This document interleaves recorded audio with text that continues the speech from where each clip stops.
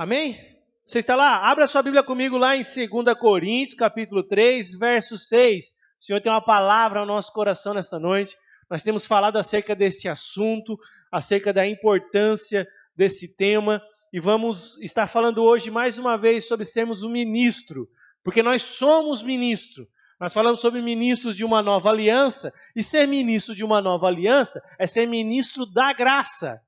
Amém? Nós vamos falar hoje sobre sermos ministros da graça, porque é aquilo que nós somos chamados para viver. E Paulo é muito claro, ele é muito franco aqui em 2 Coríntios capítulo 3, verso 6. Você está lá comigo? Olha o que diz a Bíblia.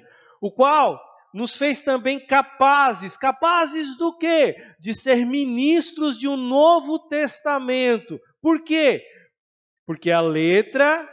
Não, de um novo testamento. Não da letra, mas do Espírito. Porque a letra mata, mas o Espírito vivifica.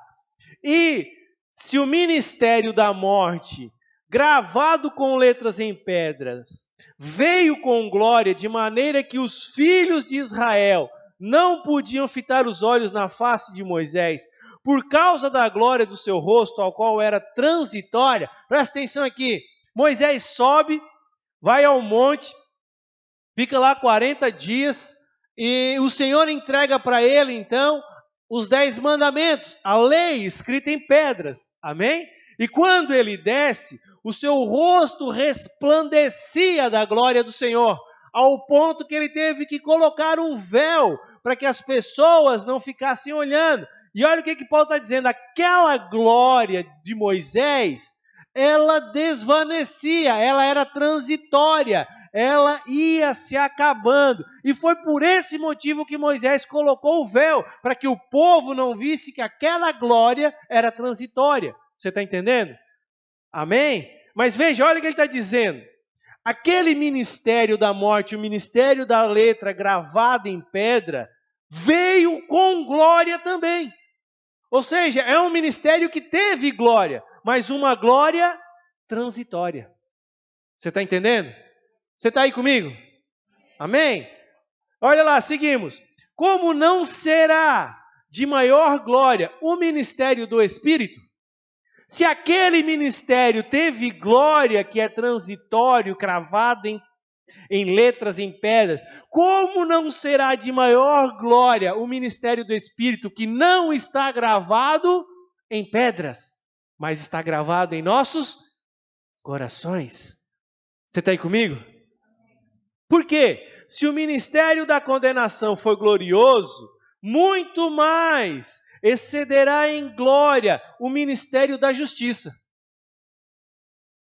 Porque também o que foi glorificado nesta parte não foi glorificado por causa desta excelente glória. Porque se o que era transitório foi para a glória, muito mais será glorioso, muito mais é glorioso, muito mais é em glória o que permanece. Se aquele ministério já foi glorioso, já rendeu glória, já deu glória, muito mais o ministério que nós vivemos atuais será de glória. Paulo está dizendo. E esse ministério de glória é o ministério ao qual nós fomos feitos ministros. Você está entendendo? Aleluia! Verso 12. Tendo, pois, tal esperança, usamos de muita ousadia no falar. Veja, tendo esperança, nós usamos de ousadia no falar. Por que você tem que ter ousadia para falar? Por que você deve falar? Porque você é ministro de um novo testamento de glória permanente. Não é transitória. Por isso que nós devemos falar. Amém? 13. E não somos como Moisés, que punha um véu sobre a sua face, para que os filhos de Israel não olhassem firmemente para o fim daquilo que era transitório. Mas os seus sentidos foram endurecidos, porque até hoje o mesmo véu está por levantar na lição do Velho Testamento, o qual foi por Cristo abolido. Esse Velho Testamento que ainda permanece, ele continua com um véu. Mas Cristo abolido ali, aqui é vivo, ele rasgou o véu de cima a baixo. E sabe o que é interessante? Porque nós aprendemos e ensinamos muito. O véu se rasgou e nós podemos entrar. Não é isso que ensinamos? Mas deixa eu dizer algo para você. O véu se rasgou e ele saiu da sua habitação daquele lugar e passou a habitar no seu coração.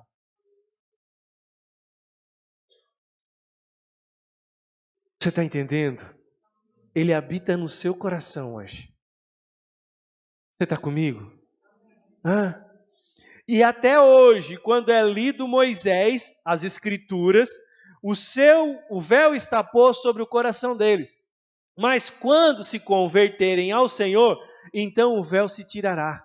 Ora, o Senhor é o Espírito, e onde está o Espírito do Senhor, aí há...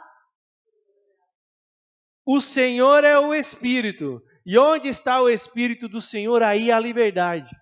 Mas todos nós, com o rosto descoberto, refletindo como um espelho a glória do Senhor, somos transformados de glória em glória, na mesma imagem, como pelo Espírito do Senhor. Aleluia! Amém? Veja, nós somos ministros de um novo tempo, de um novo testamento. Fomos chamados hoje, eu e você, todos nós. Olha para a pessoa que está aí do lado e diz assim para ela, é eu e você. Não é só o nosso líder. É eu e você. Que fomos chamados para sermos ministros. Olha na cara dela, olho no olho. Face a face. E diga para ela, você é um ministro do Senhor. Para de fugir. Sabe por quê? Porque nós fomos chamados para testemunhar as grandezas de Cristo e mostrar as misericórdias e o favor de Deus para toda essa geração.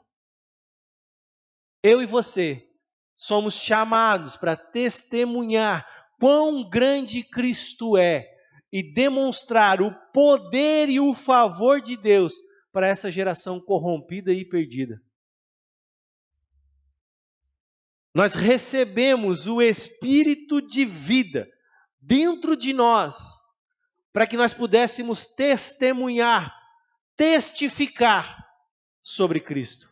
Quando você vai falar de Cristo para as pessoas, amado, você não está falando pelo seu poder, pela sua obra, pela sua magnitude dos seus estudos, pela sua eloquência no falar. Você está falando pelo Espírito de Deus que habita em você. Você está entendendo? Repita assim comigo, eu sou ministro da graça dos tempos atuais, derramado em mim pela vida de Deus. Você crê nisso? Veja, Paulo está dizendo na nossa leitura que nós lemos aqui, que existia um ministério anterior ao da nova aliança, ao do Novo Testamento, ao qual ele fala, o qual ele é claro em dizer que teve o seu próprio brilho, a sua glória, vamos dizer assim, né? Paulo fala ali. E que glória era essa? As leis dadas por Deus, escritas em pedras. Mas veja, essas leis, elas demonstram justamente a natureza de Deus. Você está comigo? A palavra de Deus que não foi tomada como vida, porque ali não tinha vida, né? Mas que virou regras, nos levava à condenação. Por isso que a letra mata, mas o Espírito dá. Você está me entendendo?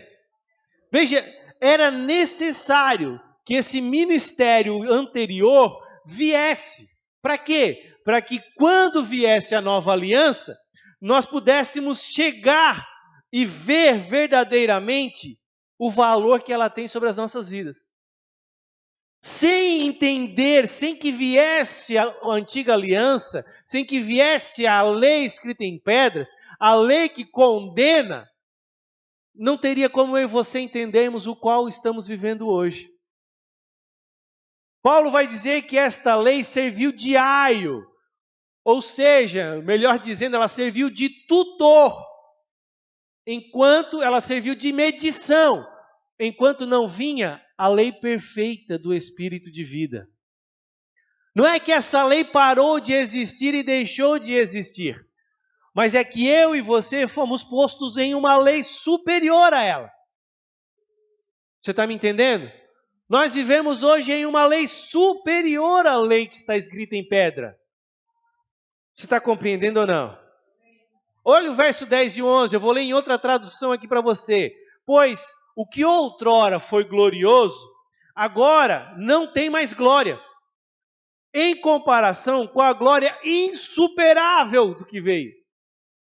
E se o que estava se desvanecendo, se perdendo, se indo, se manifestou com glória, quanto maior será a glória do que permanece.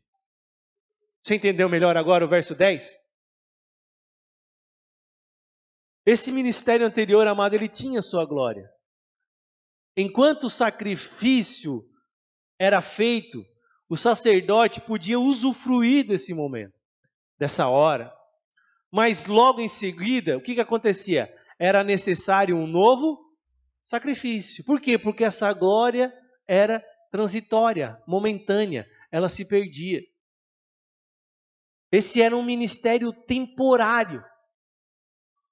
Você está me entendendo ou não? A glória desse ministério da lei brilhava no rosto de Moisés, mas ela brilhava somente por um momento, por um tempo, na presença de Deus. Depois ela se ia embora. Mas Paulo está afirmando que o que nós recebemos agora, a presença que nós recebemos a glória que nós recebemos agora, permanece viva dentro de nós, permanente. Não vai mais embora. Eu não sei você, mas para mim não tem privilégio maior do que esse. Não há nada para mim que se compare com essa glória.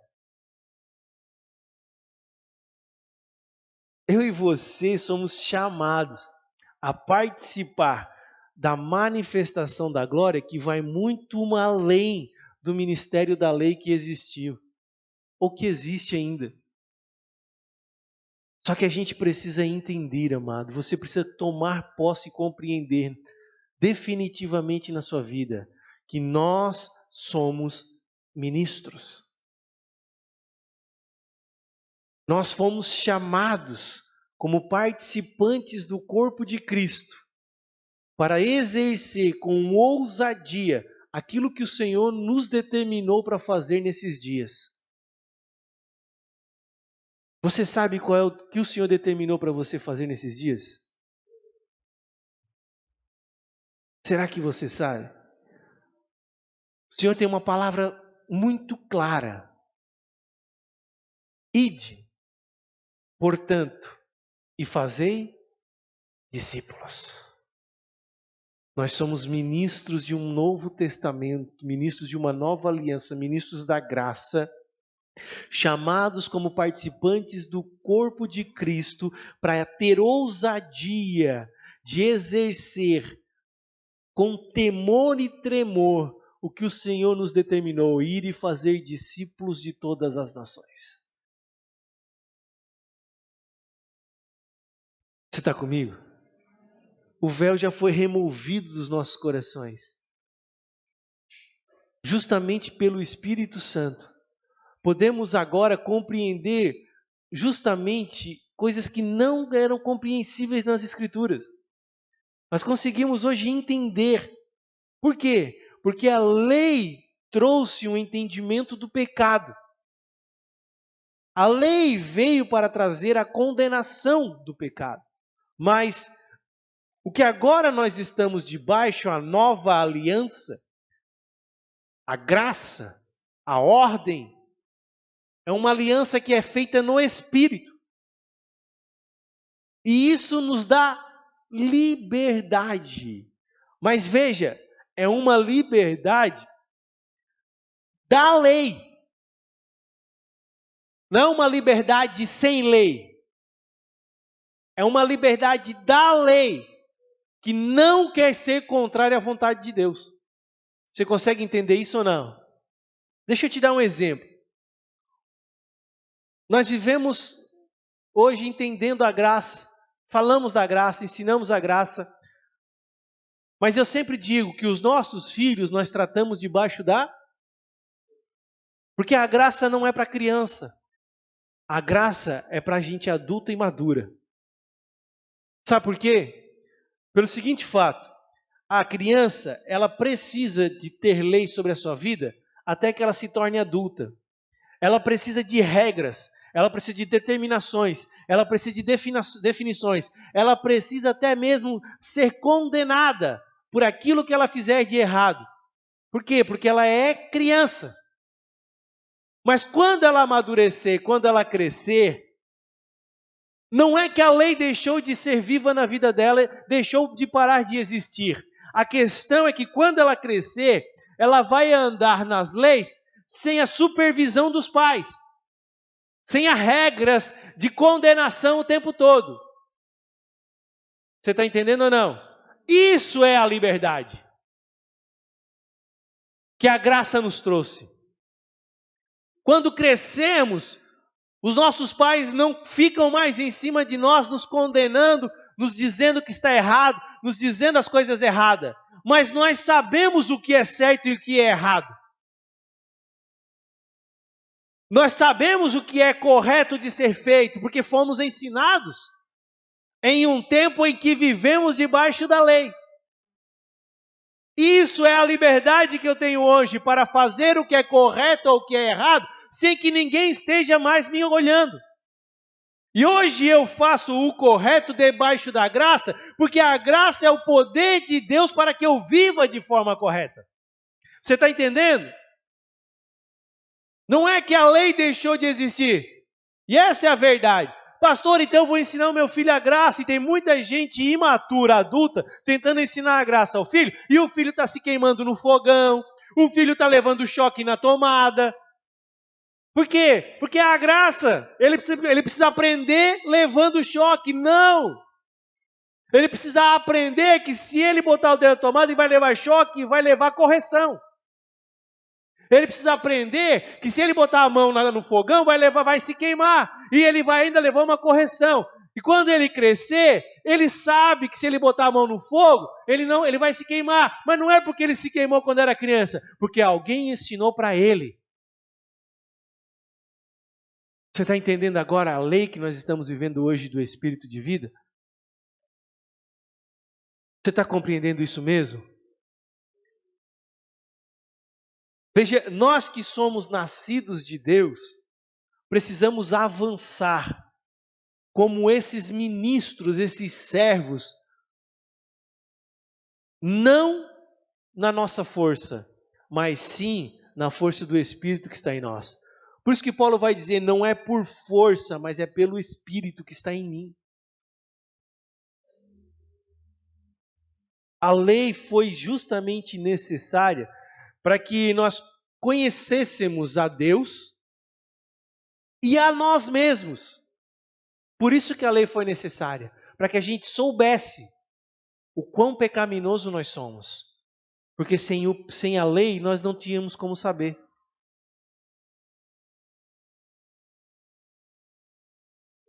Você está entendendo? Mas como um mordomo que ficou responsável por nós, quando nós crescemos, a lei condenatória não se torna mais necessária. Por quê? Porque hoje eu vivo pelo entendimento de que o Senhor está comigo e eu faço as coisas porque eu o amo. Repita assim comigo: a liberdade é para aqueles que entenderam que são ministros da graça.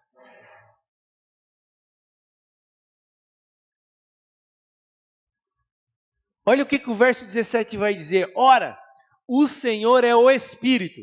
E onde está o Espírito do Senhor, aí a liberdade. Onde a presença do Espírito está, ali sim existe a liberdade. Não uma liberdade que nos leva para o pecado, como as pessoas fazem hoje. Mas uma liberdade que nos faz se aproximar de Deus espontaneamente por amor. Essa é a liberdade. Sabe, a religião pode ser um impedimento, amado, para Deus começar a falar em nosso coração. Porque a religião é tudo o que eu faço para Deus, sem Deus. Isso é religião.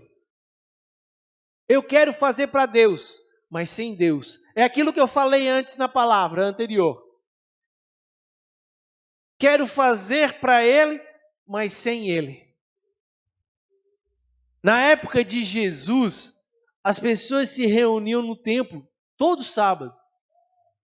Mas era para um mero ato religioso. Não existia nenhuma presença, amados. E nos dias atuais, nós podemos também cair nessa mesma armadilha, sabia? Começarmos a fazer as coisas e não a ser alguém em Cristo. Você precisa entender que o relacionamento precisa vir em primeiro lugar, só depois a obra de Deus. Tem muitos fazendo a obra sem relacionamento, isso é religião. Você quer um exemplo? Abra sua Bíblia comigo em João capítulo 7. Na época de Jesus, e tem muita gente fazendo isso hoje, ainda.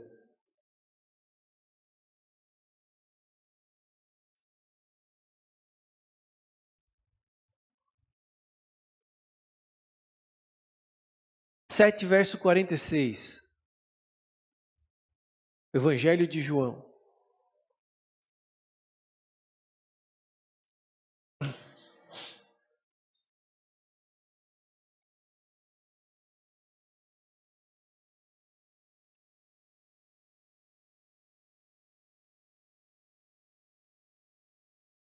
Jesus está falando e falando acerca das coisas do reino. E aí algumas pessoas, alguns que estão ouvindo, dizem: nunca se ouviu falar dessas coisas, alguém falar dessa forma. Outros já julgam ele. E aí chega um dado momento em que os servidores que estão lá ouvindo vão até os fariseus e chega no verso 46 e dizem assim, responderam os servidores: nunca homem algum falou como este homem. Responderam-lhe, pois, os fariseus: também vós fostes enganados? Creu nele, porventura, algum dos principais ou dos fariseus? Mas esta multidão, que não sabe a lei, é maldita. Olha o que os fariseus estão dizendo. Nicodemos, que era um deles, e o que de noite fora ter com Jesus, lembra João capítulo 3? Nicodemos, disse-lhes: porventura, condena a nossa lei um homem sem primeiro o ouvir e ter conhecimento do que faz? Responderam-lhe os fariseus e disseram-lhe: és tu também da Galileia? Examina e verás que da Galileia nenhum profeta surgiu. E cada um foi para a sua? Veja, o resultado de fazer a obra sem relacionamento pessoal com o Senhor é não reconhecer o mover de Deus que está à sua frente. Ele não consegue reconhecer o mover que Deus está praticando. Por quê? Porque ele só faz obras sem se relacionar com o Senhor. Os fariseus conheciam muito bem a lei e as escrituras. Sabiam decor e salteado. E mesmo assim foram enganados pelo véu da religião.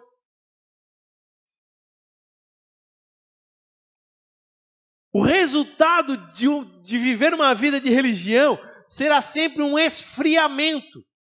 A oração passa a ser um peso, passa a ser somente um compromisso e não tem prazer em orar. não tem prazer nas coisas do Senhor. Buscar adorar a Deus nos domingos, nos cultos, é só uma obrigação, não é mais alegria. Então, quando der, eu vou. Hoje eu não estou afim de ir, não vou. Hoje eu vou passear com a minha família, eu vou. Não tenho compromisso. Por quê? Porque é uma mera religião que eu estou assumindo. De ir aos cultos, de ir às células, de ir à escola. É uma mera obrigação. Isso é um esfriamento que a gente vive de uma religião. Olha o que os fariseus fizeram. O resultado final disso é muito simples, amado. Cada um vai para a sua. Não é simplesmente ir para a sua casa fisicamente, ou de forma física, né? Mas quem não consegue tirar o véu da religião, vai sempre entender que é melhor cuidar da sua própria vida. Cada um vai cuidar dos seus afazeres, cada um na sua, cada um no seu quadrado. E ninguém no quadrado de Deus. E se você não sabia, Deus habita no quadrado. Por isso é cada um no seu quadrado e ninguém no quadrado de Deus. Isso é religião. É cada um vivendo para si, Deus para todos. É cada um fazendo o que quer da sua vida e ninguém tem nada com isso. Eu vou viver a minha vida.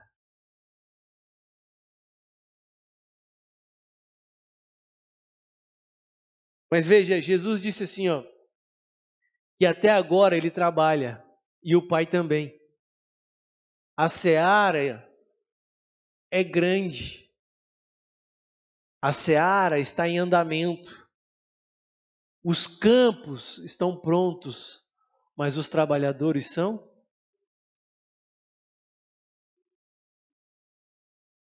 Você precisa tomar a decisão se quer ficar em casa ou se quer cumprir o propósito de Deus.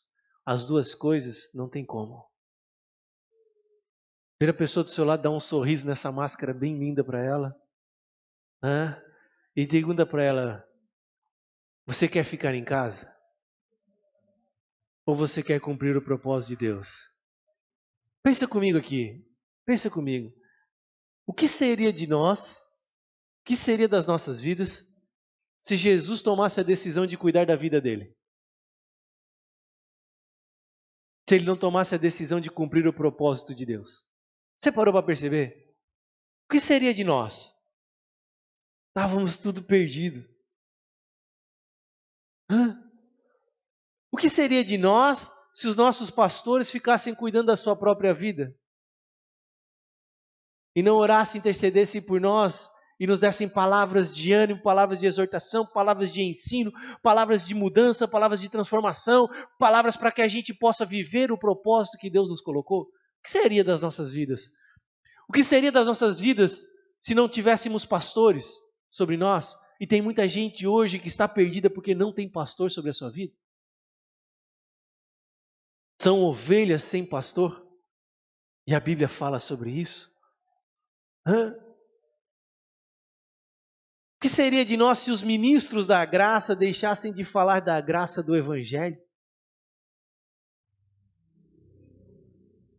O que seria de nós se cada um fosse cuidar da sua vida e não contribuísse mais financeiramente com a obra?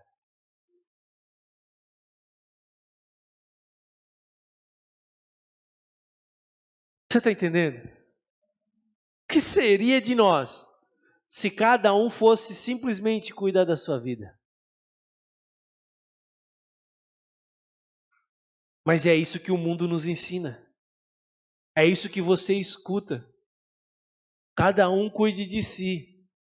É isso que você escuta nas televisões, é isso que você escuta nas redes sociais. Mas deixa eu te dizer o que aconteceria. Nós teríamos uma geração totalmente egoísta e pensando em si próprio. Mas eu quero dizer para você que se pararmos para analisar, nós estamos vivenciando uma geração assim.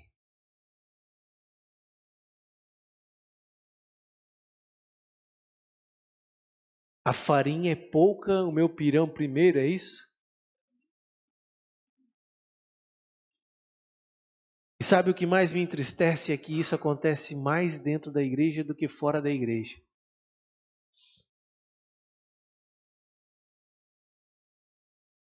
O fim da religião é cada um justamente ir para a sua casa, viver a sua vida e continuar criticando aqueles que estão trabalhando. Porque não é suficiente eu ir para casa e viver a minha vida, eu preciso criticar aqueles que estão fazendo a obra do Senhor.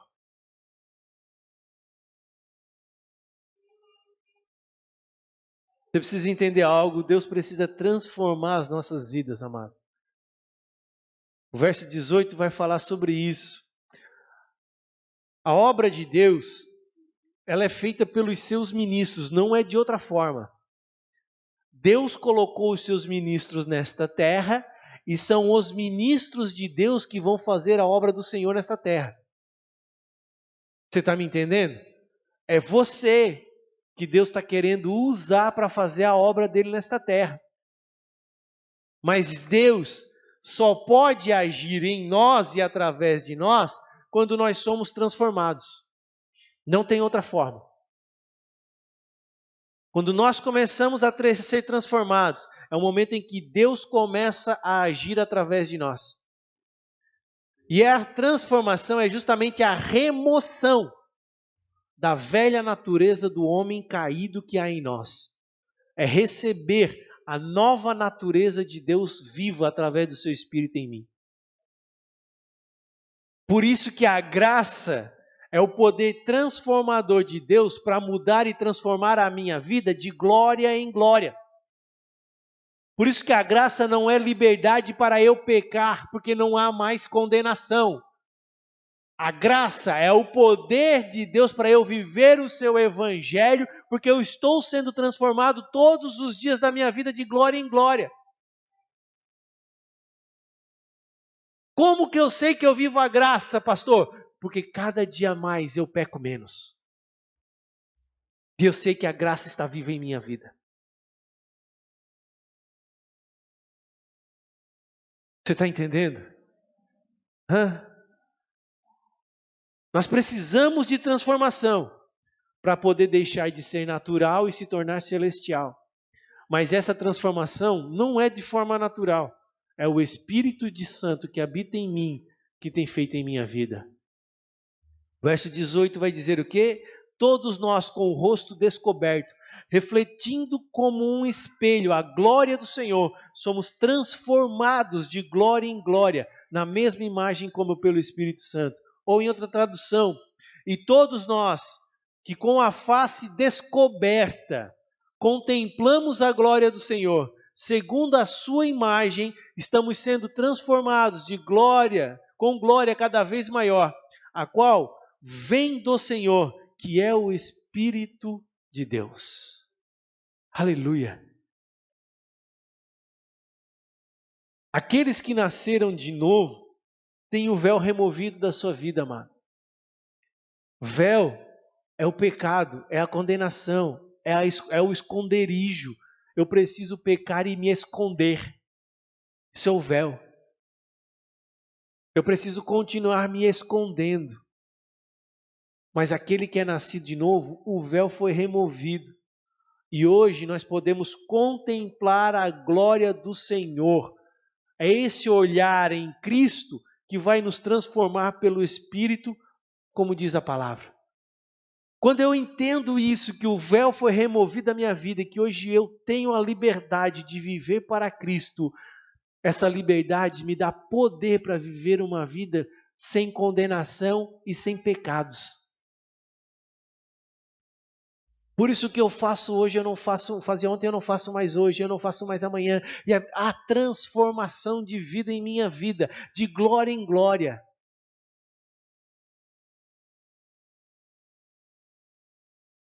Os ministros da graça, da nova aliança, são aqueles que perseveram, que olham para o Senhor e não mais para si. E é por isso que eles seguem em frente. Eles não olham mais para si mesmos, mas para Deus. E é por isso que nós somos transformados. Não existe outra forma.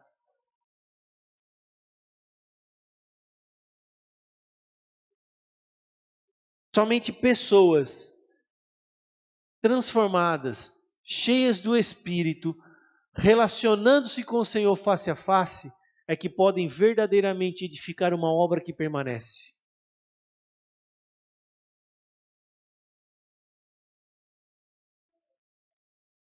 Você está entendendo? Por isso que nós precisamos olhar para o Senhor, amado, o autor e consumador das nossas vidas, para que nós possamos ser transformados. Eu não sei você, mas eu tomei uma decisão em minha vida. E entendi a qual Deus me chamou para ser ministro da sua graça. E tudo o que hoje eu faço, não refletindo as coisas deste mundo, eu só vejo a graça de Deus abundar mais ainda em minha vida. É tão interessante nós vermos as pessoas quando elas ainda vivem num ministério de condenação e não da graça. Porque elas têm desejos ainda pelas coisas do mundo e continuam pecando livremente, liberdade de pecados.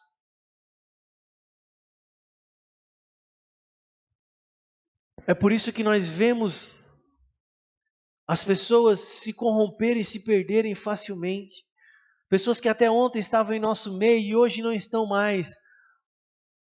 Se você não sente a falta de alguns, eu sinto a falta de todos. Mas eles fizeram escolhas em suas vidas de não entender a graça e de viver a graça. Por isso se renderam às coisas deste mundo.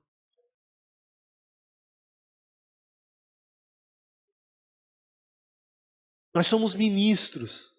E como ministros, nós temos em nós a glória de Deus. Não é uma glória que reflete apenas no nosso rosto, como era o de Moisés, e tinha que ser posto um véu, porque a glória ia se acabando.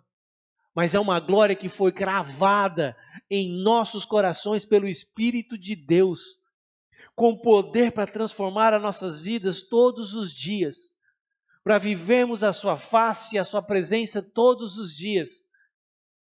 Somos ministros para alcançar a obra redentora do Senhor nesses dias. Há um chamado glorioso para nós, ao qual não foi feito para nenhuma outra pessoa, somente para os ministros da graça. Ir e pregar o Evangelho de Cristo, ir e fazer discípulos de todas as nações. Ninguém tem esse chamado, ninguém tem esse poder, ninguém tem essa obra transformadora, somente os ministros da graça. É você que Deus quer usar. Agora, você entendeu que você é ministro da graça nesses dias? Você entendeu que há poder de Deus sobre a sua vida? Você entendeu que o Espírito de Deus passou a habitar em seu coração e fazer morada eterna? E por causa disso você pode com ousadia declarar a palavra que é viva? Essa palavra que tem poder, porque Cristo é poder, Cristo é vida, Cristo é alegria.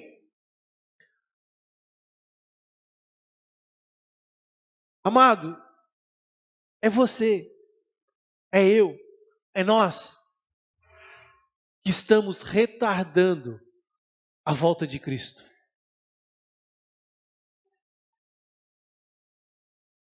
É nós que estamos fazendo com que Cristo demore para vir. E o que mais me entristece é ver cristãos dizendo que não quer que Cristo volte porque tem muito para viver nesta terra ainda. Eu já ouvi isso. Somos nós que podemos apressar a sua vinda ou retardar a sua vinda. Como, pastor? Se nós entendermos que somos ministros da sua graça nesta terra. Que somos o poder do Evangelho e declaramos com ousadia a palavra que é viva e eficaz para transformar este mundo. É a igreja do Senhor Jesus É a igreja que detém o poder de Jesus. Fora não há poder algum. Fora de Cristo não há poder nenhum. E Deus entregou em Cristo para a sua igreja. Mas nós estamos fazendo pouco caso. Nós, igreja do Senhor. Amém? Não nós, congregação. Nós, igreja do Senhor, estamos fazendo pouco caso do poder que nos foi dado. E estamos vivendo cada um para si, é cada um na sua. E nos reunimos quando dá, quando der, e vivemos cada um por si. O que acontece? Isso é uma mera religião. E religião é fazer a obra de Deus sem Deus ser participante. Eu não quero, você quer.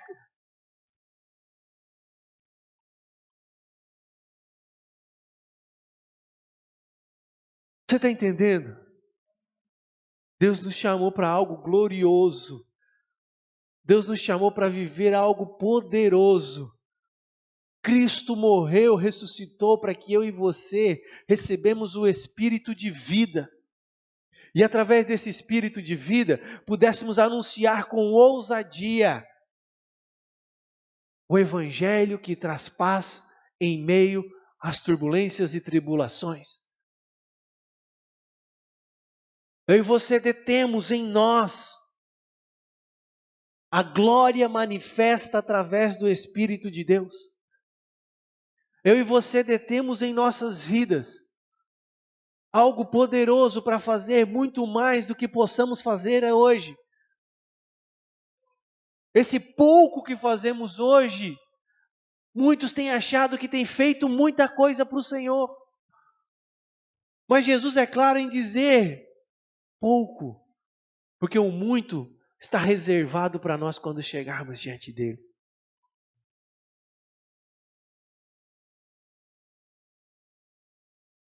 É tempo e fora de tempo para você tomar uma decisão definitiva na sua vida. Entender que você é ministro da graça.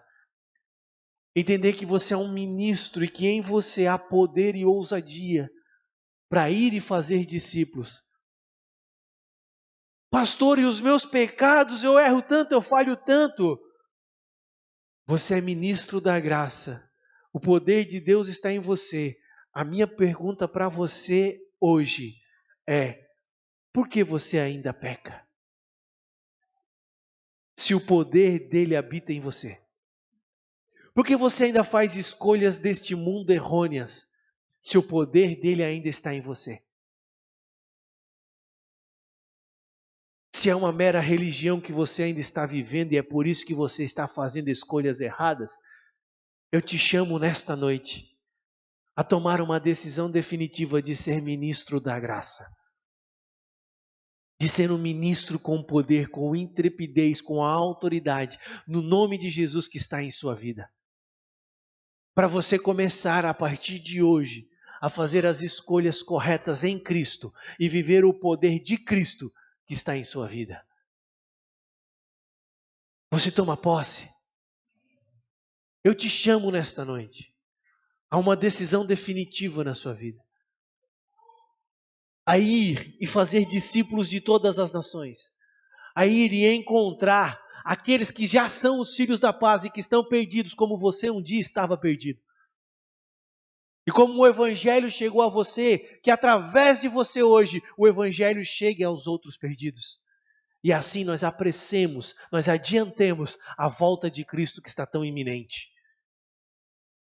Chamo você para estar junto. Eu chamo você para ser igreja junto. Eu chamo você para viver como igreja junto. O melhor de Deus em nossas vidas. Você crê? Você toma posse? Se coloque de pé nesta hora.